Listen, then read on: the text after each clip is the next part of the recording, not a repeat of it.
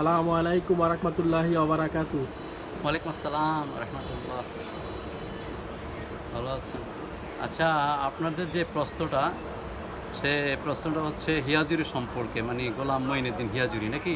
জি, জি, যে এখানে সে নামাজের কথা কোরআনে নাই, তারপরে সালাত বলতে কিছু না, এবার নামাজ নাই, রোজা নাই, এই বিষয়গুলি প্রশ্ন করেছেন। জি, যে প্রশ্নগুলি আসলে যে বিষয়টা হচ্ছে, নামাজ তো হচ্ছে, নামাজের অংশ হচ্ছে সালাত।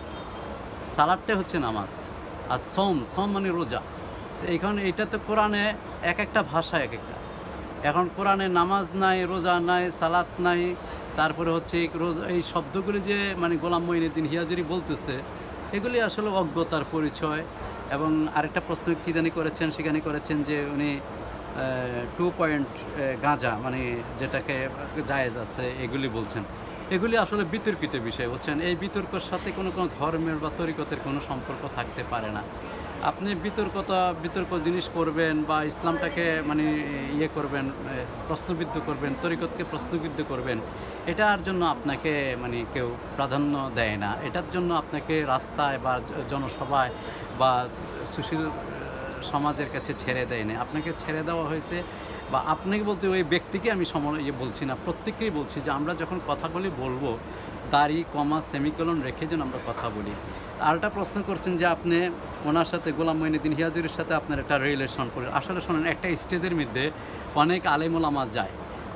প্রত্যেক আলেমের বক্তব্য প্রত্যেকে শোনে, প্রত্যেক মুসলমানদের বা সকলে শোনে।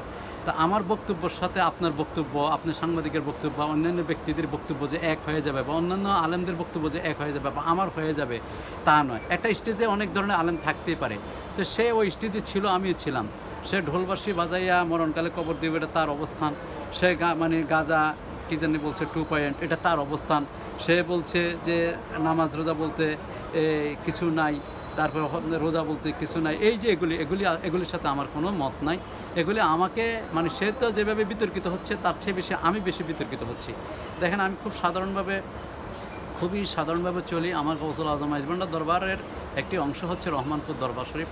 আমার বাবাজান কেবলাকে মুফতি আজম রহমানপুরি, যিনি 1951 পৃথিবীর সর্বশ্রেষ্ঠ ইসলামী ইউনিভার্সিটি মিশর থেকে লেখাপড়া করেছেন, ওনার ওস্তাদ ছিলেন দেওবন্দ আল্লামা হুসাইন আহমদ মাদানী রহমতুল্লাহ আলাইহি। ওনার সুযোগ্য ছাত্র ছিলেন আমার আব্বা।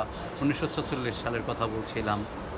1951 ইংরেজিতে উনি পৃথিবীর সর্বশ্রেষ্ঠ ইসলামী ইউনিভার্সিটি মানে মিশর জামিউল আজহার বিশ্ববিদ্যালয় থেকে উনি মানে করেছেন, ফারেক হয়েছেন।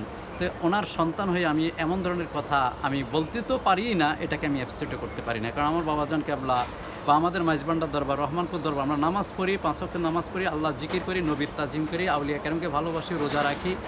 কিন্তু এটার বিরোধী আমরা কখনো বলি নাই। এটা কখনো কোনো ধর্মে এটাকে করতে অ্যাকসেপ্ট করবে না।